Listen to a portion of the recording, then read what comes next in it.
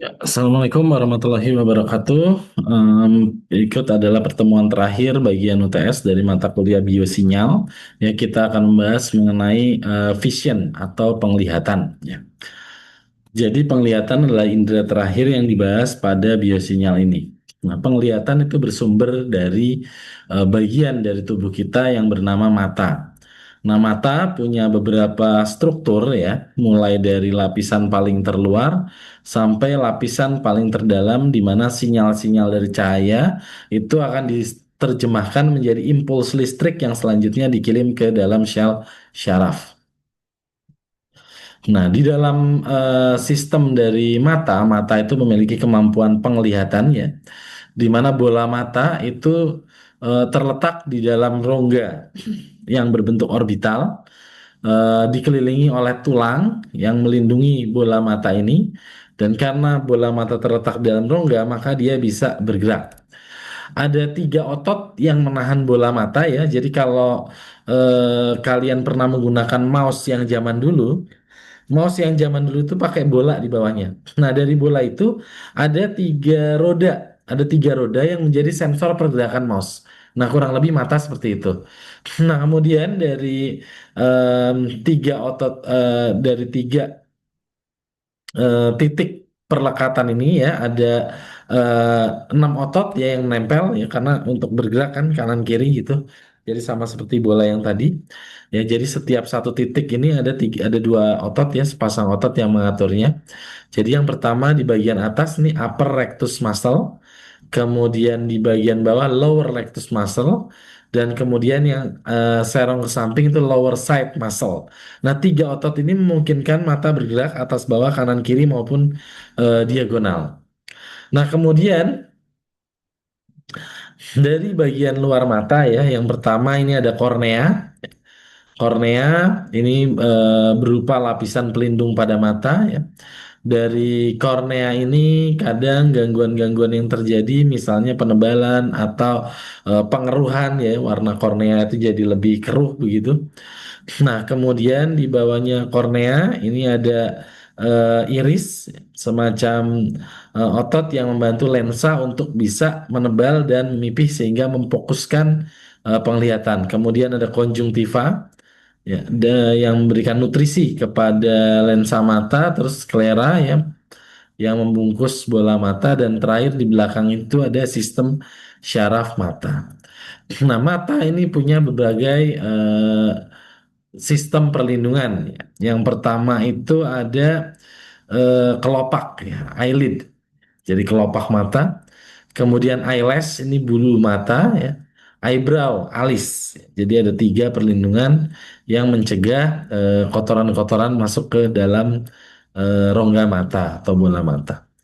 Nah, ini kalau tampak depan ya. Jadi tampak depan mulai dari yang paling luar, di sini ada pupil yang bagian titik hitam ini fokus penglihatan. Sekelilingnya ini ada iris. Nah, warna dari iris itu ditentukan oleh genetik. Di Indonesia umumnya semua orang punya warna hitam, kecuali ada suku minoritas di daerah Sulawesi itu yang punya bola mata berwarna biru. Kemudian ada sklera yang bagian putih dari mata itu. Nah, bagaimana warna penglihatan yang kita lihat itu bisa terjemahkan menjadi sinyal? Yang pertama, cahaya akan masuk ke dalam bola mata melewati lensa, difokuskan ke bagian retina. Nah, retina ini terdiri dari em, sel batang dan sel kerucut ya, utamanya itu 2 sel, sel batang dan sel kerucut, yang kemudian akan menerjemahkan ya, menjadi gradasi terang gelap dan menjadi warna. Utamanya ada 3 warna yang dikenali yaitu merah, hijau, dan biru. Kelainan terhadap pengenalan ini menjadi buta warna. Ya, jadi ini ada sel batang ya, rod cell, dan ada sel kerucut, cone cell yang berwarna pink. Nah, posisinya dia terbalik. Jadi cahaya itu bukan langsung kena sel batang dan sel kerucut, tapi sel batang dan sel kerucut itu justru di bagian dalam setelah melewati optik syaraf, neuron ganglion ya, dan interconnecting neuron. Nah, dia mantul di bagian belakang retina ini, baru kena ke sel batang dan sel kerucut. Di sel batang dan sel kerucut, kalian akan melihat garis-garis yang banyak. Ini adalah mitokondria. Ya, jadi mata itu menggunakan banyak energi. Karena sel batang, sel kerucut itu punya banyak mitokondria untuk bisa menerjemahkan menjadi informasi penglihatan. Nah, jadi di dalam sel yang berperan untuk menerima sinyal ya, jadi kita fokus ke bagian sinyalnya dari penglihatan itu ada tiga jenis sel. Yang pertama sel fotoreseptor, yang kedua neuron interkoneksi, dan yang keempat adalah sel neuron. Yang pertama fotoreseptor. Dari namanya ya foto artinya cahaya, reseptor itu menerima. Jadi fotoreseptor adalah sel yang menerima cahaya, menerima informasi penglihatan ya. Yang pertama sel batang. Sel batang itu menerima informasi penglihatan gelap ya, membuat gradasi terang gelap ya, night vision. Yang kedua sel kerucut. Sel kerucut itu dibagi menjadi tiga jenis ya, yaitu sel kerucut yang mengenari merah, hijau, dan biru.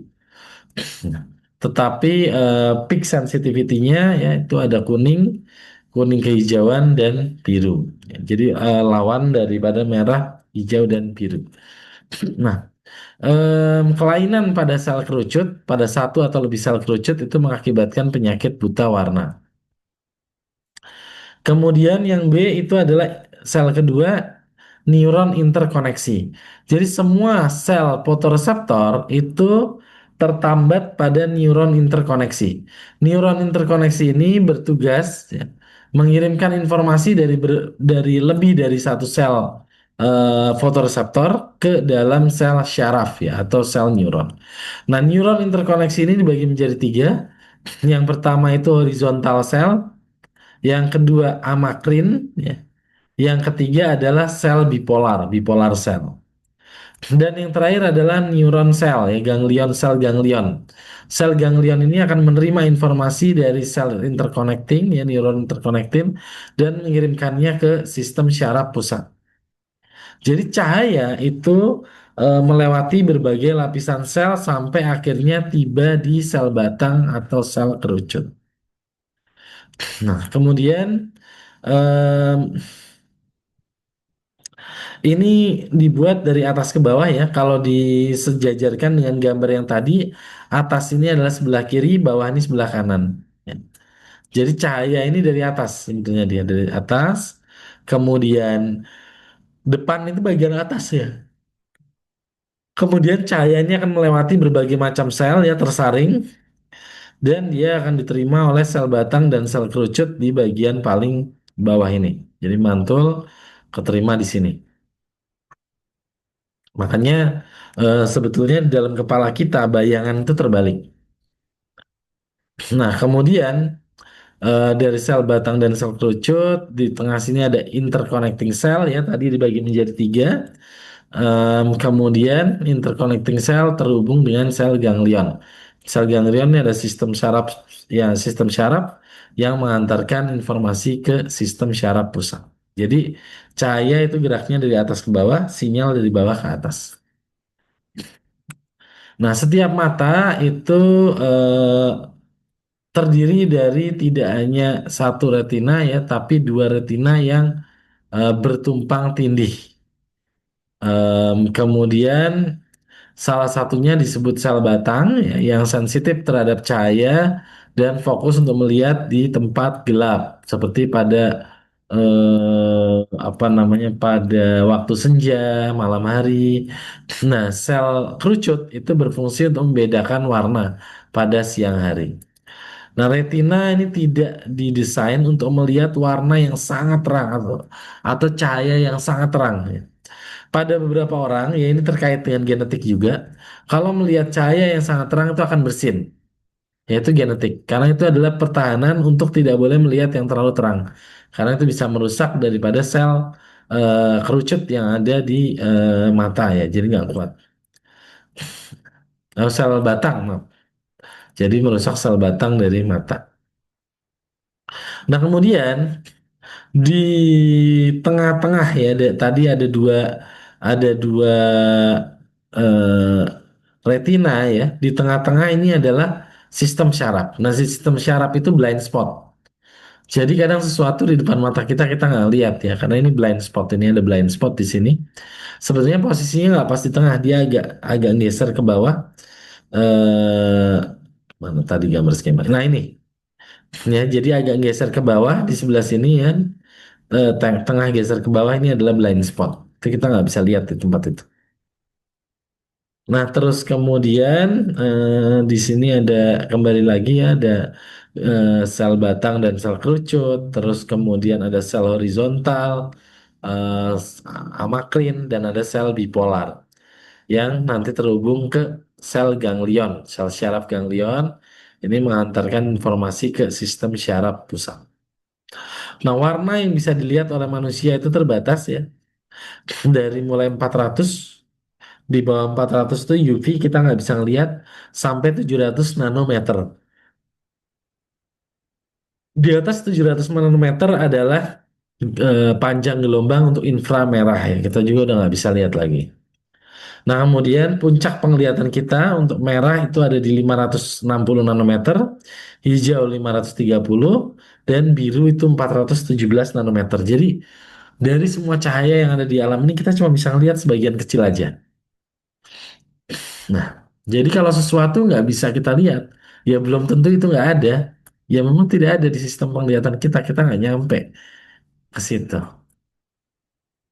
Nah, kemudian sel batang. Sel batang ini sel yang sensitif terhadap penglihatan malam. Pada cahaya yang terang, respon dari sel batang itu menjadi jenuh. Dan sel kerucut, sel yang tidak terlalu sensitif pada cahaya ini akan bekerja pada siang hari. Nah, sel kerucut ini sel batang sensitif dan dispesialisasikan untuk penglihatan malam. Kemudian sel kerucut itu bekerjanya lebih cepat, tapi dia dan bisa membedakan warna itu pada sel kerucut. Nah, di sini kita lihat ya, ini ada fotoreseptor garis-garis, di bawah sini ada mitokondria. Nah, untuk sel batang, sel kerucut ini mitokondrianya banyak. Karena memang untuk mengolah warna, mengolah gambar itu butuh banyak energi. Dan di dalam membran sini ini ada yang namanya rodopsin. Rodopsin adalah suatu protein yang akan berubah konformasi saat menerima cahaya. Di inti dari protein rodopsin ini ada molekul vitamin A atau retinal. Nah, makanya untuk kita bisa melihat dengan baik, kita butuh proteinnya dan kita butuh vitamin A-nya. Kekurangan salah satunya menyebabkan tentu terganggu pada penglihatan. Jadi vitamin A harus cukup, protein juga harus cukup. Nah, kemudian sel batang ini merespon terhadap cahaya yang redup, penglihatan siang hitam putih. Fotoreseptornya adalah rodopsin dengan panjang gelombang maksimum sekitar 500 nanometer. Sel kerucut merespon terhadap cahaya terang, bisa membedakan warna, dan ada tiga jenis opsin atau fotoreseptor, biru, hijau, dan merah. Setiap opsin ini punya 40% kemiripan dengan rodopsin. Jadi sel batang itu rodopsin, sel kerucut itu opsin. Nah, biru punya identik 40% dengan hijau dan dengan merah. Jadi keunikannya itu hanya 20%. Sel merah dan sel hijau punya kemiripan 95%. Hanya berbeda pada asam amino nomor 15 dari 364 urutan asam amino. Satu asam amino ini berperan menentukan spektra pada warna merah dan hijau. Jadi eh, ini menyebabkan ya warna merah dan hijau itu menjadi lebih mudah tertukar, terus kemudian lebih banyak yang mutasi karena dia hanya dipertahankan oleh satu asam amino, beda sama biru. Begitu satu itu berubah ya udah terjadi kelainan buta warna parsial ya, buta warna parsial. Kalau buta warna total tuh sel kerucutnya semua mutasi. Nah, baik sel batang maupun sel kerucut mengandung opsin, sebuah protein G, ya, G couple receptor. Opsin terikat pada suatu kromofor senyawa yang berwarna namanya retinal atau suatu bentuk vitamin A yang terlibat dalam transduksi cahaya. Nah, kemudian setiap fotoreseptor mengekspresikan hanya satu jenis opsin. Jadi dalam satu sel kerucut itu dia satu opsin. Satu jenis ya, tapi opsinya banyak. Karena ini kan berlapis-lapis gini gambarnya. Nah, untuk mencapai fotoreseptor, cahaya ini akan menembus berbagai lapisan sel ya. Dimulai dari sel ganglion, ini dibalik lagi gambarnya. Ini gambarnya nggak konsisten, jadi agak membingungkan ya. Jadi ini dibalik lagi gambarnya, cahaya masuk dari bawah ini, melewati syaraf, melewati sel interconnecting, dan ketemu ke sel batang dan sel kerucut.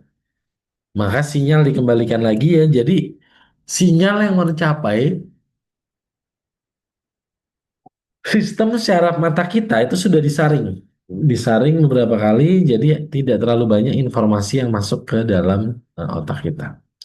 Itu pun nanti kita akan bahas terkait dengan fokus ya. Fokus itu kadang kita bisa melihat begini. Sebetulnya kanan kiri ini 180 derajat mata kita bisa melihat. Tapi kalau kita tidak fokus, kita tidak akan mendapatkan gambaran yang utuh. Jadi agar kita dapat gambaran yang utuh, kita harus tengok sehingga dapat gambaran yang utuh.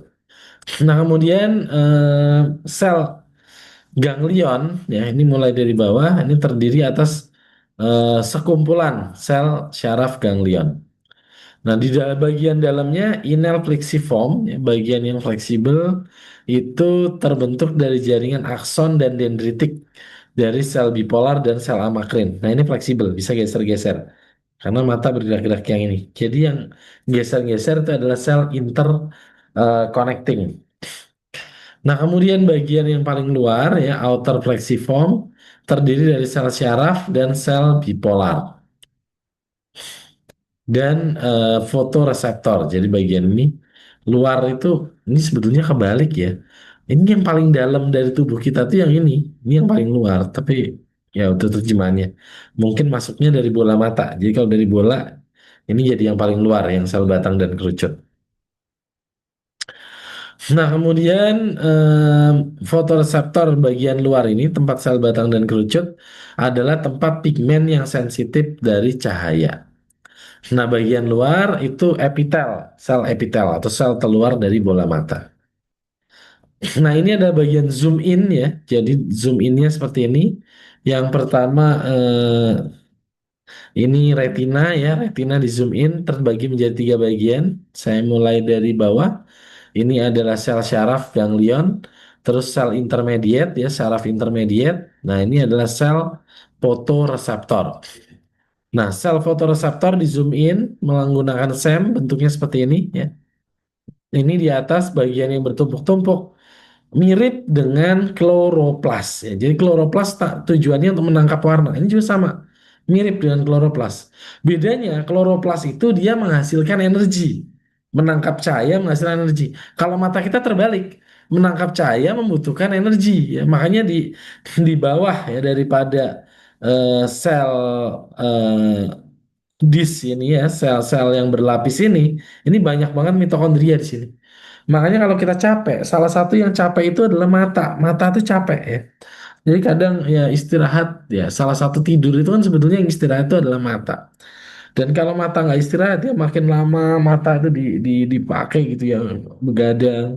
Itu akan terlihat apa? Celong ya. Celong itu jadi cairan-cairan yang ada pada bagian atas dan bawah mata ini lama-lama kering, kering dan mata tuh terlihat seperti lebih keluar gitu ya. Itu terutama kalau yang matanya besar-besar, belok-belok gitu ya. Ya itu akan kelihatan banget tuh kalau sudah lelah ya matanya lelah. Nah, itu berarti harus istirahat ya, tutup mata. Kadang cukup merem gini aja juga cukup membantu. Nah, Selanjutnya ini adalah terkait dengan bagaimana pengiriman sinyal di dalam bola mata. Jadi ini adalah sinyal di dalam syaraf mata. Garis ini artinya tidak ada cahaya. Saat diberikan kedipan cahaya, tek gitu, maka akan terjadi peningkatan potensial pada bola mata. Tak meningkat. Nah, penurunannya itu terjadi secara perlahan, tergantung jumlah intensitas cahaya. Sehingga kita bisa membedakan nih cahaya yang redup, cahaya yang terang itu dari sinyal listrik ini. Nah, ini berfungsi kepada cyclic GMP gate channel atau CGMP. CGMP. Nah, jadi begitu ada sinyal, ditangkap oleh sel batang ini ya. Sel batang akan memompa natrium ke dalam sitoplasma dari sel batang. Kemudian di sini akan ada second messenger berupa CGMP. CGMP terus dikirimkan ke bagian bawah untuk disampaikan ke sel intermediate. Nah, proses ini bisa didorong, ini butuh energi ya. CGMP itu berasal dari GTP, ya protein G. GTP itu berasal dari ATP. Satu ATP sama dengan satu GTP. Nah, jadi proses ini membutuhkan energi. Kalau nggak ada energi, ya Na-nya nggak masuk nih. Tapi begitu ada rangsangan ya, kalau ini gelap Na-nya masuk, ada rangsangan, dia nutup, buka lagi. Jadi terjadi pergeseran terhadap warna. Ya, sebentar. Ya, oke, kita lanjut ya. Ini adalah membran sel dari sel fotoreseptor ya. Salah satunya sel batang karena di sini ada rodopsin. Kalau sel kerucut itu opsin ya. Jadi di sel batang ini ada protein rodopsin, di tengah sini ada retinal, cis retinal.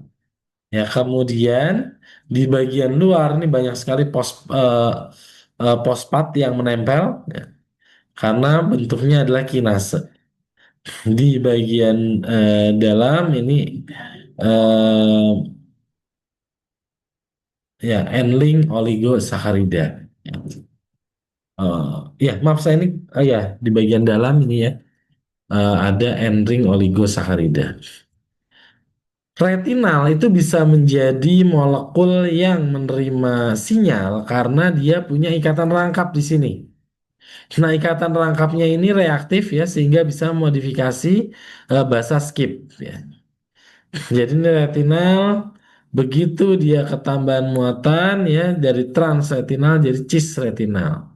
Nanti melepaskan A2O ini eh, interaksinya dengan rodopsin. Ini ada sinar yang masuk. Rodopsin jadi batorodopsin. Batorodopsin ya ini jadi metarodopsin ya. Lepas ini, lepas kalau opsin di sini. Opsin nerima H plusnya di sini. Ya, kalau rodopsin dia di batorodopsin ini. Jadi, tapi dua-duanya sama, mau opsin mau rodopsin, dua-duanya itu mengikat retinal, begitu.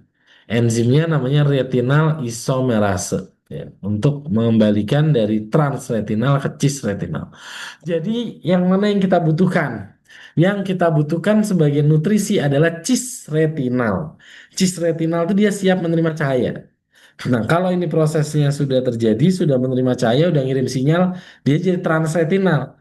Biar bisa dipakai lagi, ada enzimnya, retinal isomerase. Terus saja muter. Nah, masalahnya, retinal ini dia punya ikatan rangkap. Ikatan rangkap ini berarti bersifat sebagai antioksidan. Jadi kalau banyak radikal bebas dalam tubuh kita, vitamin A juga diuraikan. Ya, makanya kalau kita sakit, banyak terpapar radikal bebas, kita harus minum suplemen yang ada vitamin A-nya juga. Terutama anak-anak ya, ini nggak boleh kekurangan retinal. Pas sintesis protein nggak dapat vitamin A, makanya kalau anak-anak dikasih tuh vitamin A yang bentuk soft gel itu harus diminum. Kalau enggak, nanti sintesis proteinnya jadi nggak ada retinalnya, nggak bisa nerima cahaya. Sama aja penglihatannya akan terganggu ya, apalagi sekarang. Nanti saya akan jelaskan mengenai rabun jauh ya. Sekarang banyak sekali anak-anak ya dari SD itu sudah pada pakai kacamata, sudah rabun jauh. Ya. Nah, ini reaksi biokimianya ya. Jadi dari cis retinal itu akan menjadi transretinal pada saat kena cahaya. Nah, jadi dalam keadaan gelap itu cis, begitu kena cahaya dia jadi trans. Transretinal akan mengaktifasi protein G secara cepat. Protein G mengirim sinyal ke dalam sel ya, meneruskan sinyal sampai ke sel syaraf. Nah, ini kalau di opsin. Opsin dia ada dissociation ke sini lagi. Kalau rhodopsin itu dia satu tahap. Rhodopsin ini satu tahap di sini reaksinya. Kalau opsin tuh reaksinya dua tahap. Ada dissociation, ada regeneration. Terus. Nah, kemudian nih rhodopsin cahaya kena ke retinalnya, retinalnya dari cis jadi trans ya. Kemudian protein G-nya aktif ya. Bisa sampai 7 kali cycle. Dia akan mengaktifkan rhodopsin kinase ya. Terus itu sebagai inform kalau ada cahaya.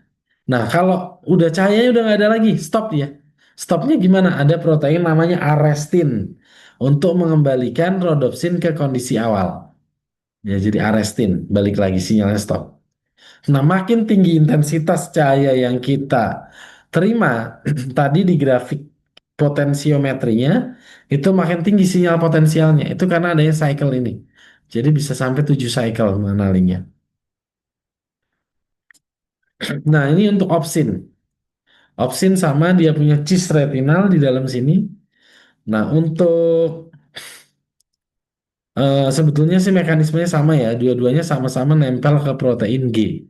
Ya, protein G ini GTP nanti ngelepasin energi jadi GDP ya, melepaskan C protein G yang aktif ini lepas ya melepaskan fosfodiesterase jadi melepaskan DAG. Kalau ada fosfodiesterase ini pasti ada DAG untuk second messengernya. DAG terkirim ke membran sel, di membran sel itu akan melepaskan cGMP ya.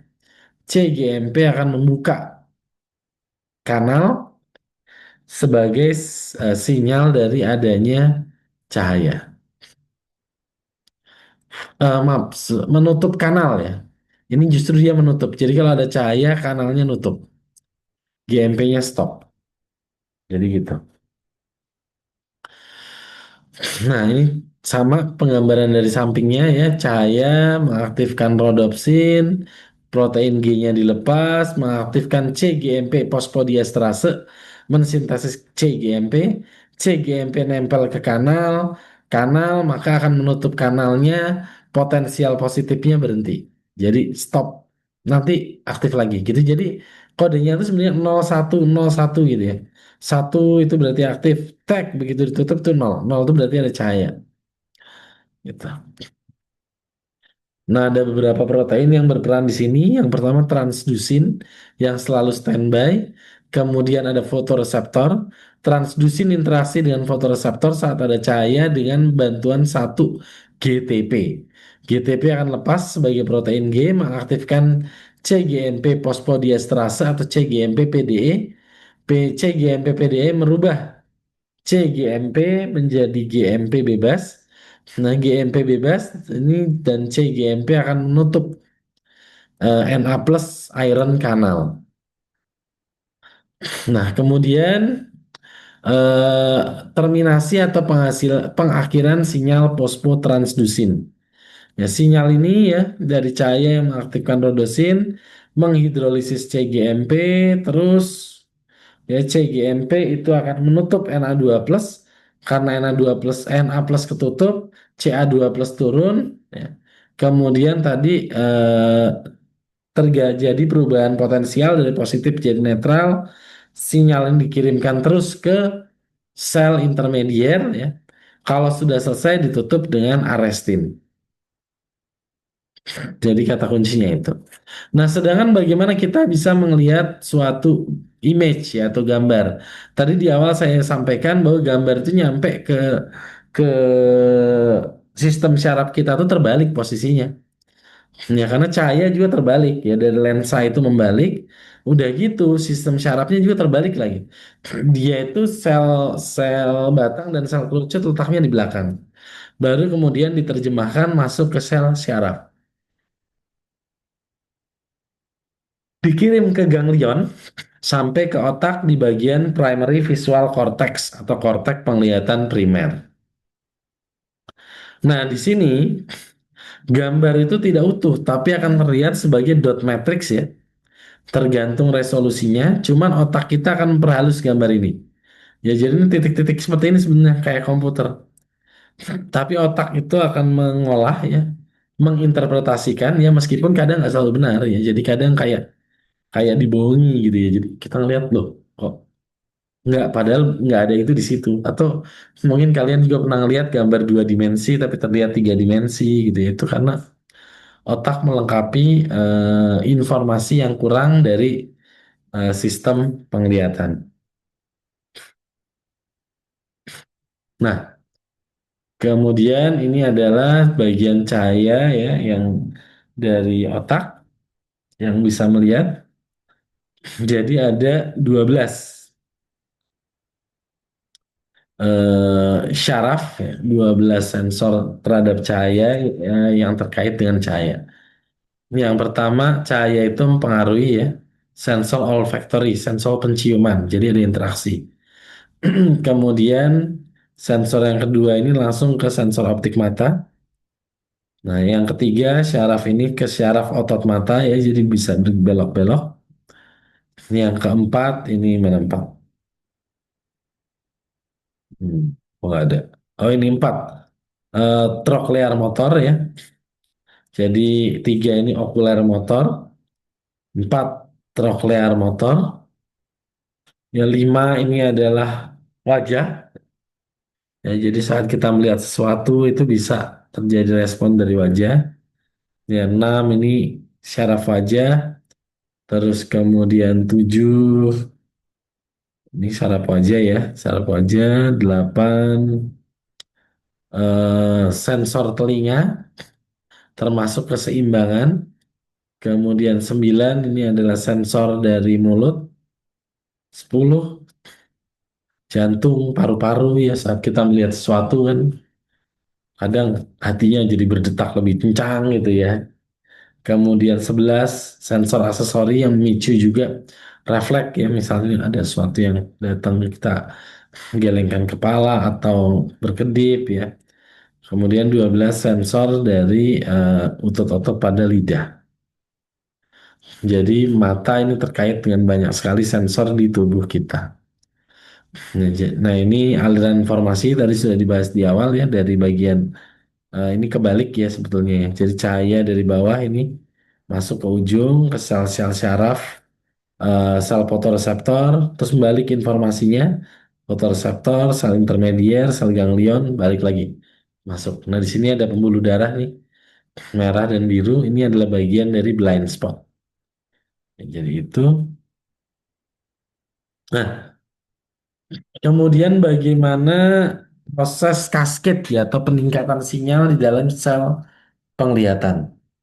Ya, satu rodopsin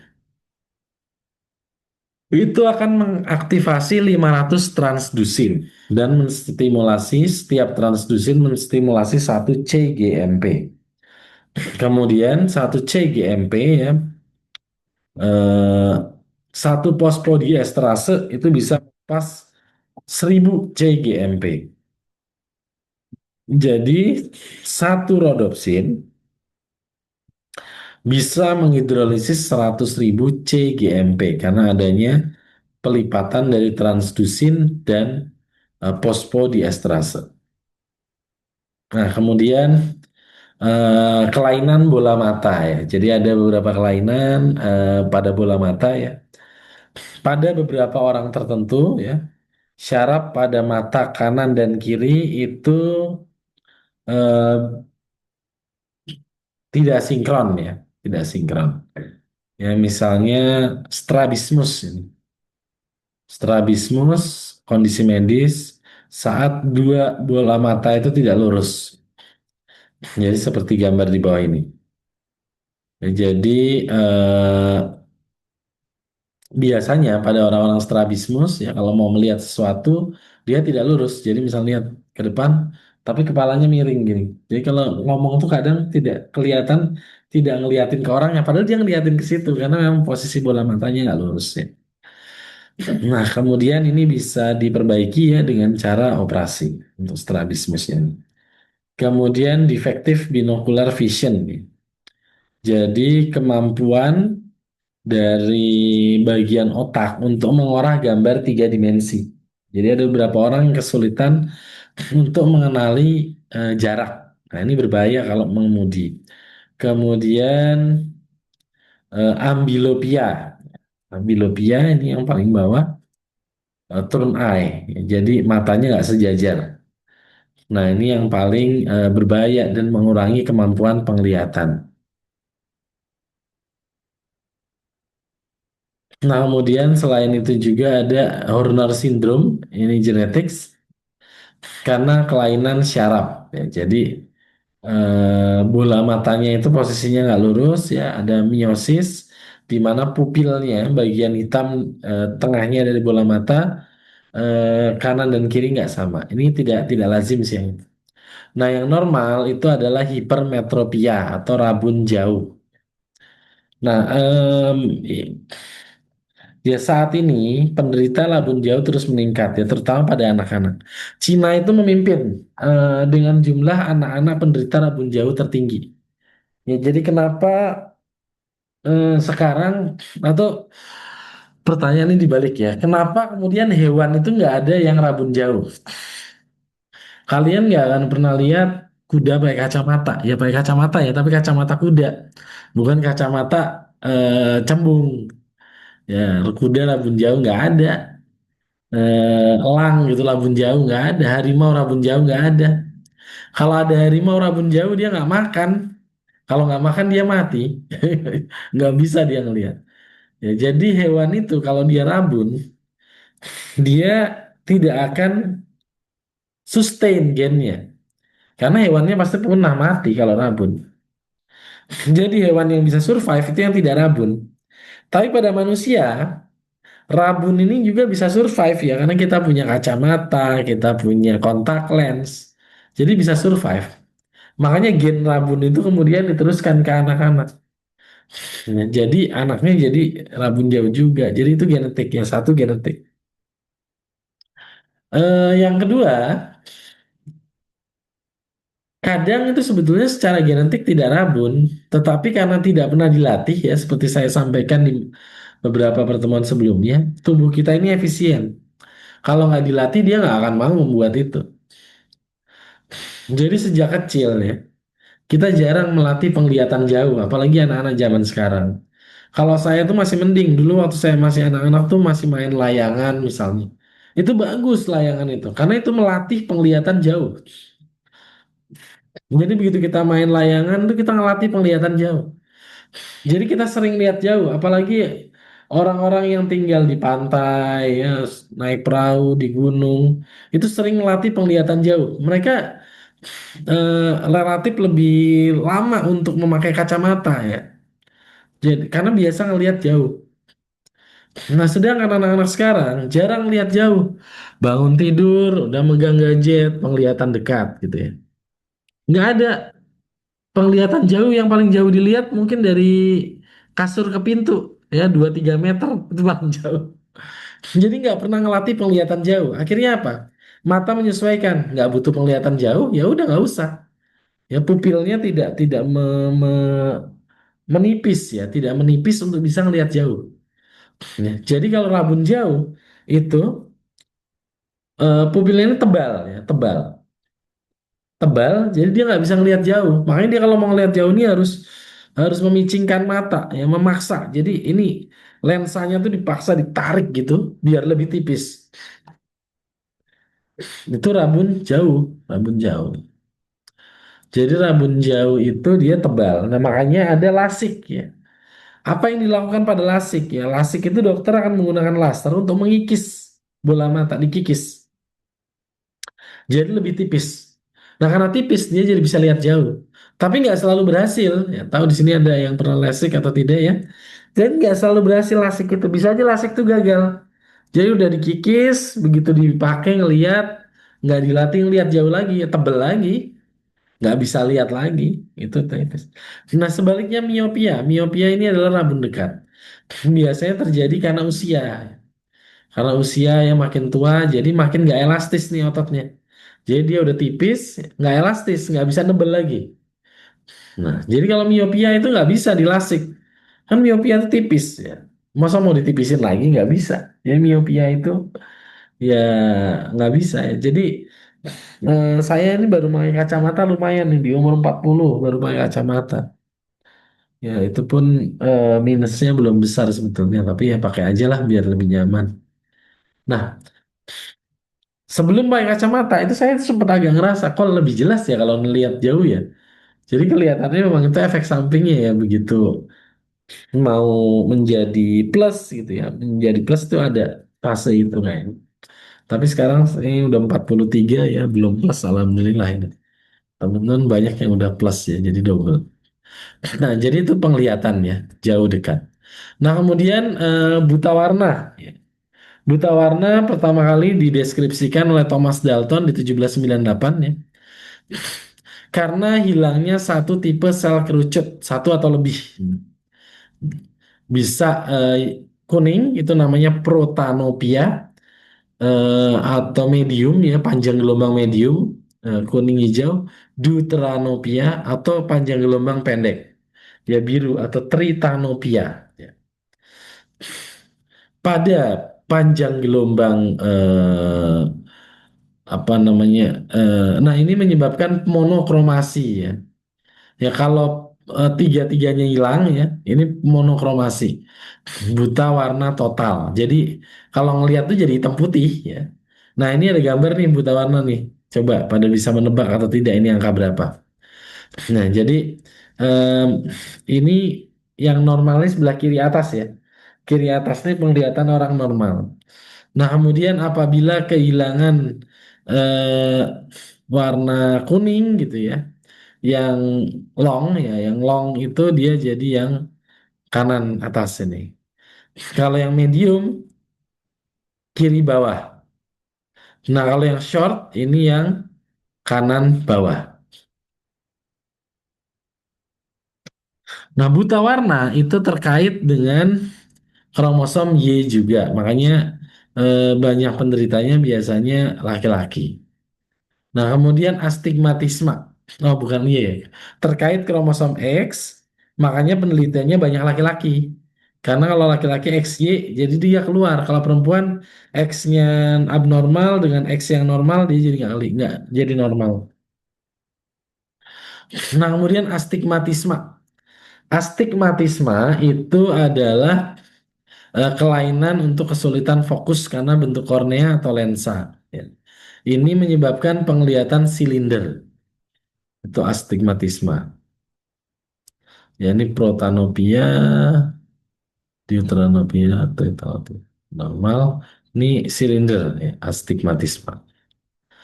Nah, kemudian ada lagi beberapa kelainan yang lain ya. Presbiopsia, kekurangan kemampuan penglihatan seiring dengan usia. Jadi ini ada sebelah kanan ya gambarnya. Ya, jadi makin buram. Katarak, peningkatan konsentrasi protein pada lensa mata. Jadi di lensa mata ini ada protein yang melindungi lensa mata. Proteinnya itu dia higroskopis ya, menyerap air. Tapi kalau lensa matanya kebanyakan kering ya, proteinnya itu kekurangan air dan akhirnya ngendap jadi kristal, kristal protein.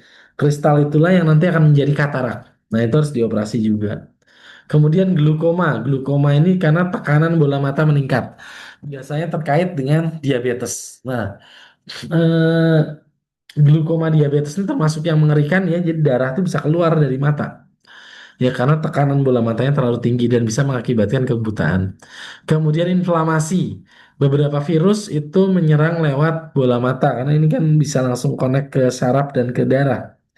Ya rinitis pigmentosa ya. Ini kelainan genetik karena hilangnya sel kerucut. Hilangnya sel batang. yaitu mempengaruhi namanya rabun senja. Nah, kemudian kelainan-kelainan penglihatan ini apa namanya kelainan kebutaan, kemudian eh, kelainan pada sel syaraf yang mengolah informasi menyebabkan keterlambatan merespon stimulus, akromatopsia, buta warna, kemudian akinetopsia, motion blindness ya, ini sangat lambat. Jadi eh, ini gambar yang bawah ini dia tidak sesuatu yang bergerak tuh nggak bisa nangkap ya. Kayak kamera itu dia responnya lambat. Terus kemudian agnosia, kegagalan untuk mengenali objek. Ini kelainannya bukan hanya pada matanya, tapi pada syarafnya ya. Jadi ini gambar apa? Bingung dia. Ataksia, eh, kelainan ini tiga dimensi sehingga kalau mau megang tuh kayak nggak pas gitu ya. Kemudian simultagnosia hanya bisa melihat satu hal pada satu waktu. Jadi fokusnya nggak bisa kebagi. Yaitu udah kelainan mah nggak bisa ya. Nah ini neglect agnosia. Cannot copy but recognize. Nah, ya kemudian pengobatannya ya. Pengobatan untuk mata ya biasanya dengan menggunakan kacamata yang langsung memfokuskan penglihatan ke retina. Jadi nggak geser.